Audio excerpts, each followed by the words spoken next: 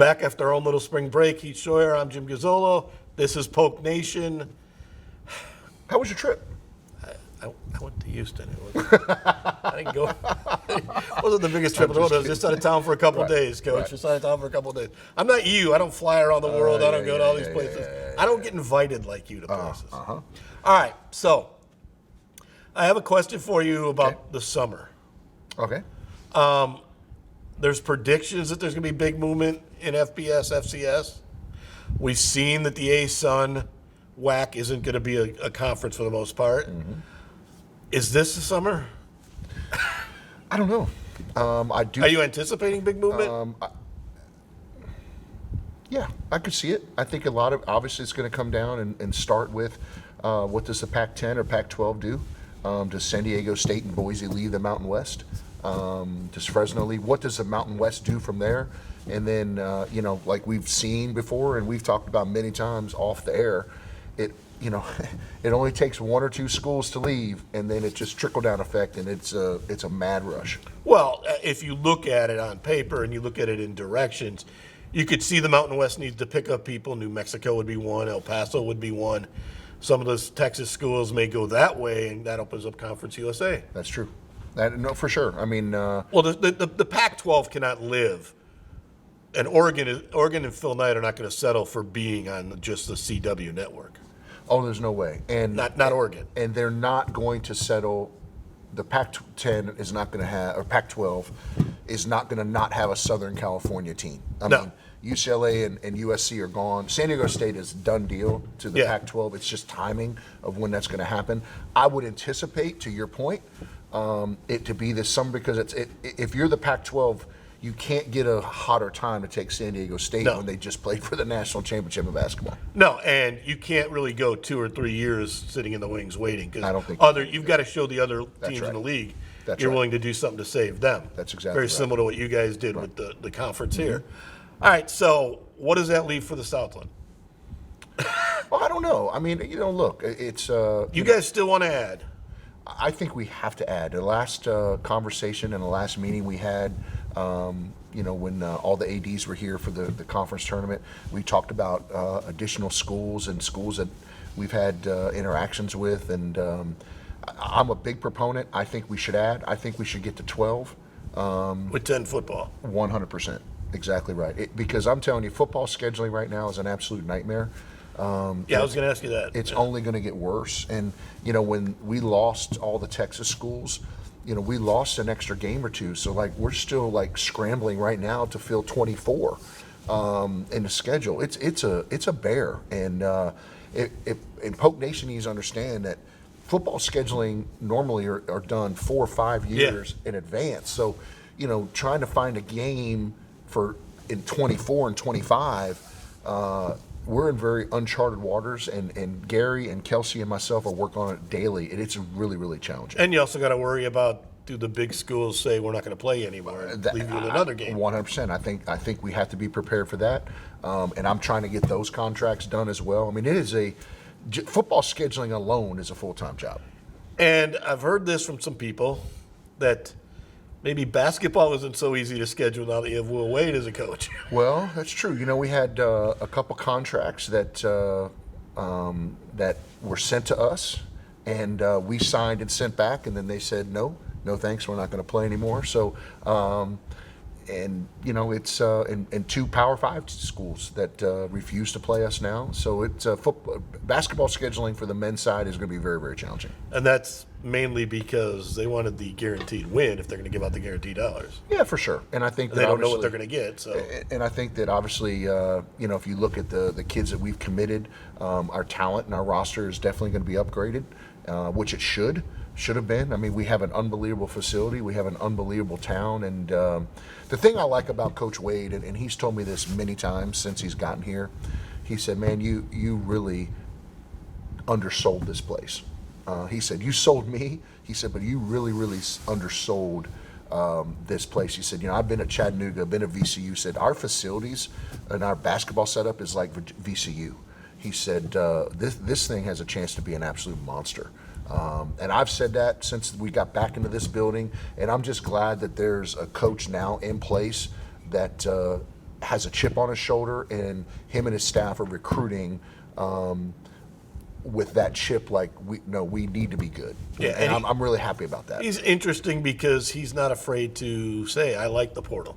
I don't mind if I lose everybody this year. I'll go out and get somebody else. Yeah, for sure. I mean, he's I love him. I mean, just working with him, in the last couple months. I mean, he's unbelievable with our administration. He is one thing that people don't know. He is extremely organized. I mean, you go up there, his desk is meticulous. He is really probably the most organized, anal person I've ever been. Honestly, I've ever been associated with in athletics. Well, that speaks well for what you're trying to do. And For sure. He's gotten 5, and he's trying to get 5 more, apparently. Oh yeah, no doubt. When we come back on Poke Nation, we'll be Michael McLaughlin, who is involved with getting you interested in the games and your enjoyment at the games, right after this. Welcome back to Poke Nation. Welcome, Michael McLaughlin. How are you, my friend? Doing well. Thank you for having me. Good. Director of Marketing, Fan Engagement. First of all, congratulations. You were what Poke Nation needs to understand is you were literally thrown in the fire last football season. You were a graduate assistant, okay?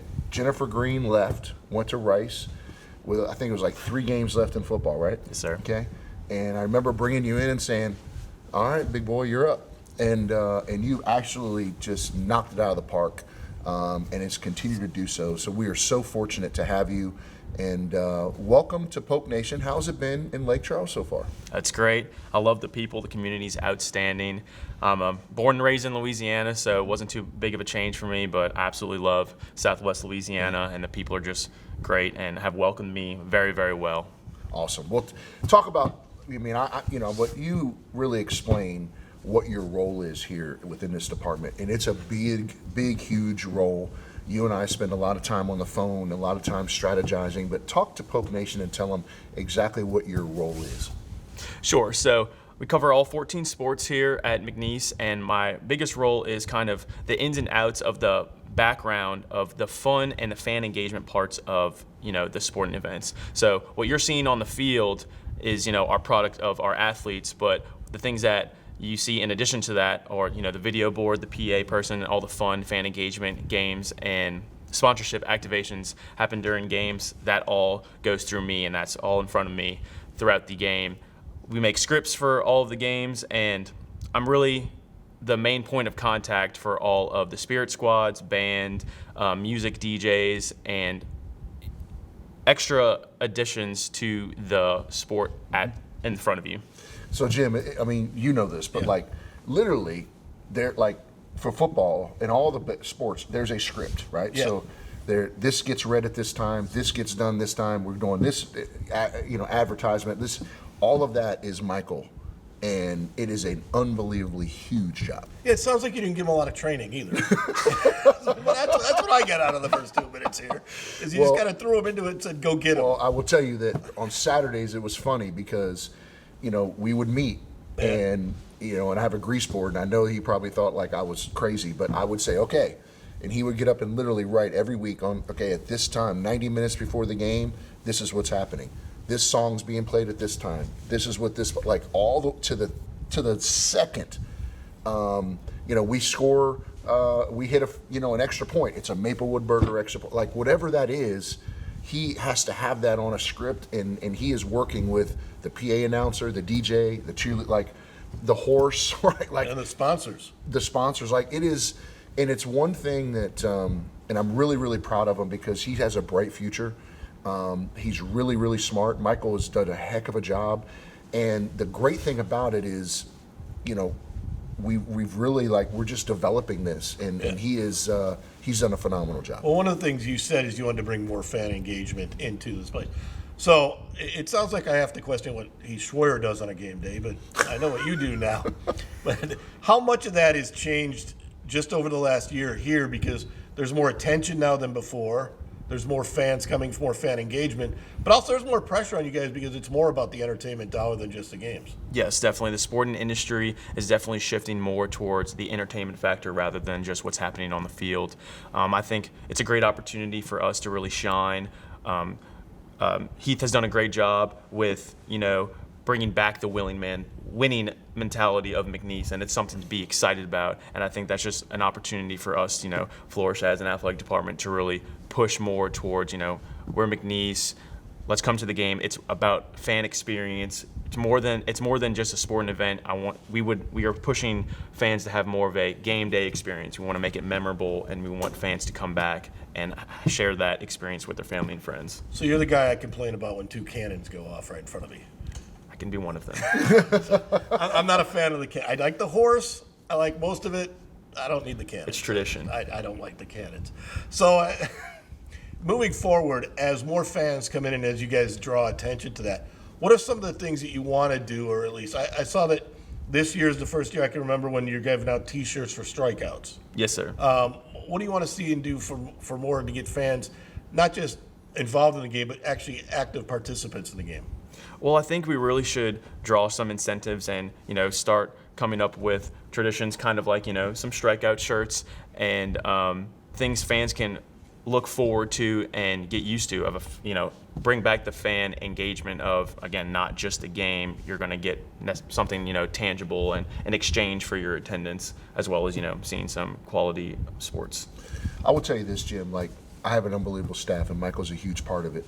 And the thing I like about our staff, and Michael in particular in this role, is that he has really good ideas, right? At the end of the day, we are in the entertainment business, period. There's only so many discretionary dollars out there.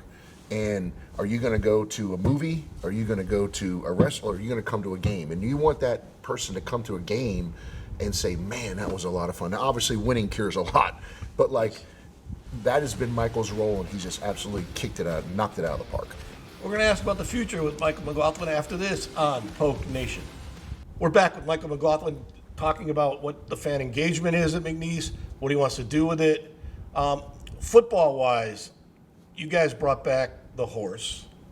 You brought back some of the other traditions. What's been the fan response to bringing traditions back? Oh, I think it's huge. Me coming into McNeese this past summer, I wasn't aware of any of those traditions, and when I come to learn about them, I thought it was phenomenal. I think that brings an aspect to pregame that fans coming into Cowboy Stadium can look forward to, and it's going to be consistent. Every time you go into a McNeese home football game, you're going to see the mystery rider, and that is something to look forward to, and I think it gets the crowd excited, and that just levels up the game day experience and fan experience for all McNeese fans coming into a home football game. I like the fact that Todd Butler has to follow the horse. That's my favorite part about that. When the league kind of comes in and takes over the tournaments, how much do you work with them, and how much do you have to work with them, and what do they bring in? Do they listen to your ideas?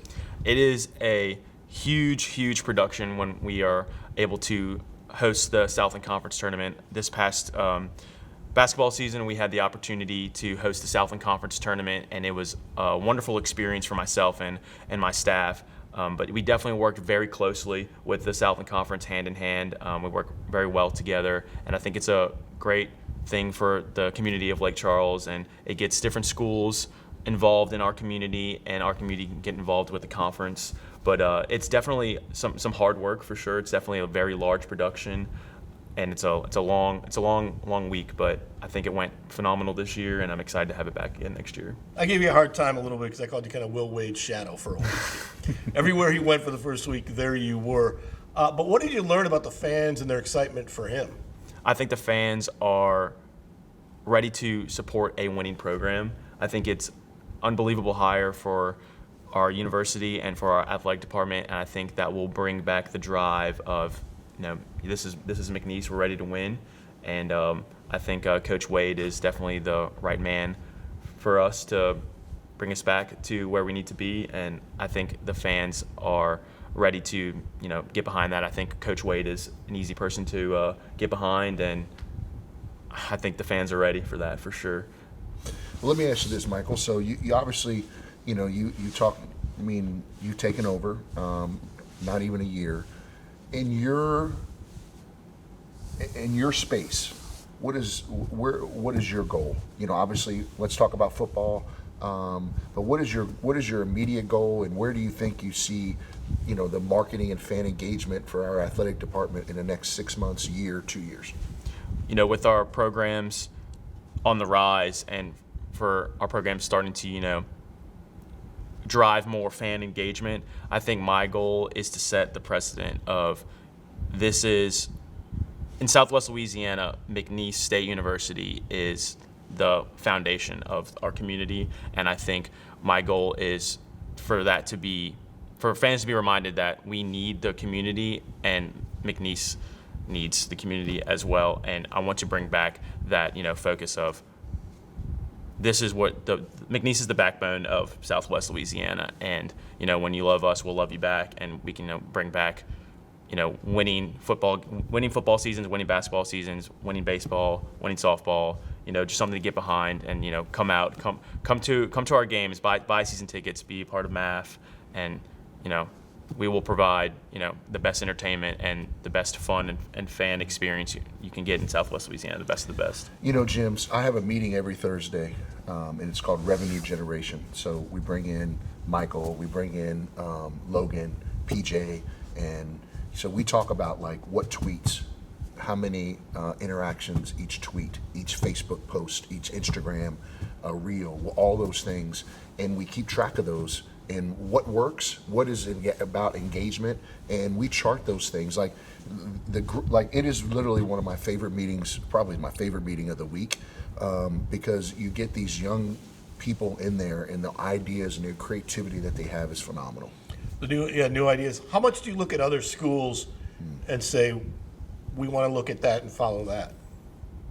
Do you follow much? Yes, I definitely look at different other schools in the state and also in the Southwest region, just because yes, we're different schools and we can be looked at as rivals, but we all have the same goals and we're all after the same things. And I definitely look into what other people are doing to see what will work in our community and for our athletic department. Got a lot of big plans for the football season? Oh yes, we're absolutely ready. I'm excited for Don't tell them anything. Coach Golf. It's your show. Why don't you get it out there? Hey, I didn't tell you about the mystery. I didn't tell you about the mystery rider yet either. I'm just listen. Are you gonna have a second mystery rider? Every single year, we're just gonna up the ante and up the ante and up the ante. That's our goal. That is our mission. But you are gonna bring back the mystery rider. Oh, for sure. On steroids. What do you want the poor guy to do? You'll see. Are you gonna bring back the paratroopers? You'll see. Come out to a game. I go to all the games. I have no choice. Good job, I go Michael. To all Good job. The games. Good job. What do you Good do? job. Don't give them anything. I see you sitting there. All right. When we come back with Coach's final words after this on Poke Nation. We're back. Michael's an interesting guy. I tease him a lot. He's great. I'm telling you, he has been, really, I literally brought him in on a Thursday and said, okay, next man up, and you're going to run this next game, and I want to see how you perform over the next, month or so, and then we'll make a determination. It's yours to lose. And he took it and ran with it, and he's got a bright future. He's really, really smart. He's got great ideas. He's got a great vision. He's young enough to still have a pulse with the students, but also he's savvy enough and mature enough that he understands the big picture. He's got a really, really bright future. I'm fortunate to have him. You've got a young staff for the most part. I do. Which kind of connects you to the student athletes, Yes. Mm-hmm. but also connects you to the modern world of getting your word out. For sure. How important is that? Because we live in a Twitter world, we live in a moment world. It's everything, and I think the biggest thing that I've learned, Jim, is that of what I don't know. And there's a lot that I don't know. And I'm not afraid to bring someone in that's, half my age, if you will, or not quite, and say, I don't understand this. But I know that, all this stuff is really important. I don't really understand.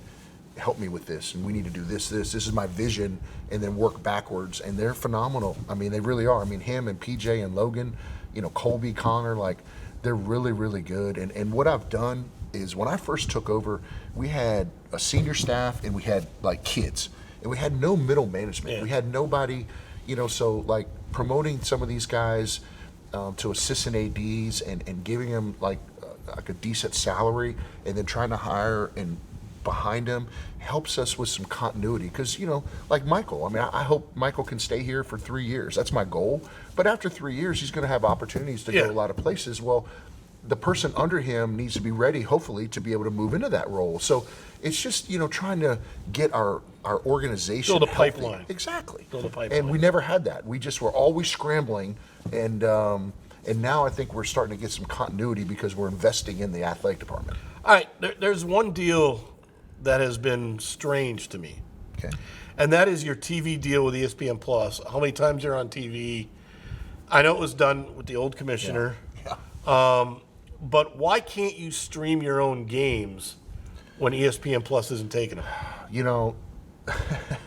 I said that I had the same argument. I had the same argument. Too touchy? It's very touchy. I had the same argument. I'm not the only athletic director in the room that feels that way. But the ESPN Plus contract that the former commissioner signed is very, very black and white, and we're just not able to do that.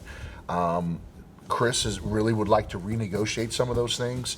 I think that's really important because, at the end of the day, you're just hurting the student athlete. Yeah. You're hurting the institution. Like, big picture, look, if I'm at the University of, at Ole Miss or Mississippi State or LSU, I get it. Like, you're not going to live stream your games. It's got to be on ESPN. But we're not that.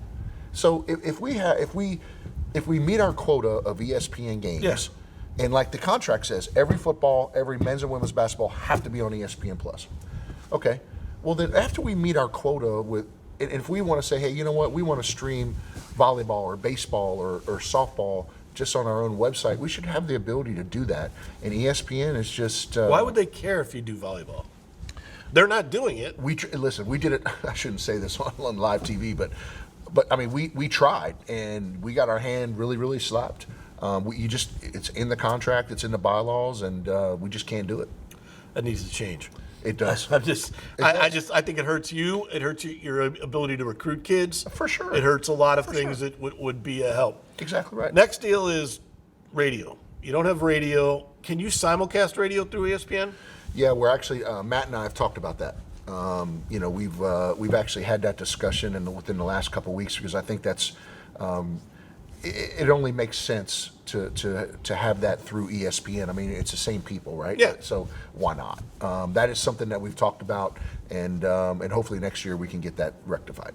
Okay, because I've heard from people that say they'd like to hear it if they're driving around or something. They don't pick it up. For sure. So you got that going on. So you got some things working. I got a lot working. Got a lot of things working. For sure. It's a lot of things. So what are the rowdies? The Rowdies are tonight. The Rowdies are tonight. Which is Monday night. So which is filming. this. Yep. We basically took it in a few years ago like the ESPYs. Okay. Where all of our student athletes get dressed. We actually bring a guest speaker in each year, but we give awards. You got Spencer Tillman this year. We do. It's phenomenal. So we have awards. Like it's the top senior, the top play of the game of the year. We literally have topics and we give out awards and we feed all of our student athletes and they all get dressed really nice. And it's a great way to basically promote our student athletes. Not only just on the field or on the court, but in this type of setting and bring them all in together. It's one of my favorite nights of the year, and it's actually going to be streamed. Hopefully, it's streamed. It's really, really cool. Look at you. You going to tweet? Oh yeah, there'll be live tweets. No, are you going to tweet? Oh no, I won't tweet, but there'll be live. You have tweets. a Twitter? I do have a Twitter. Yeah. Yeah. I follow you. You should know that. But you should always follow me.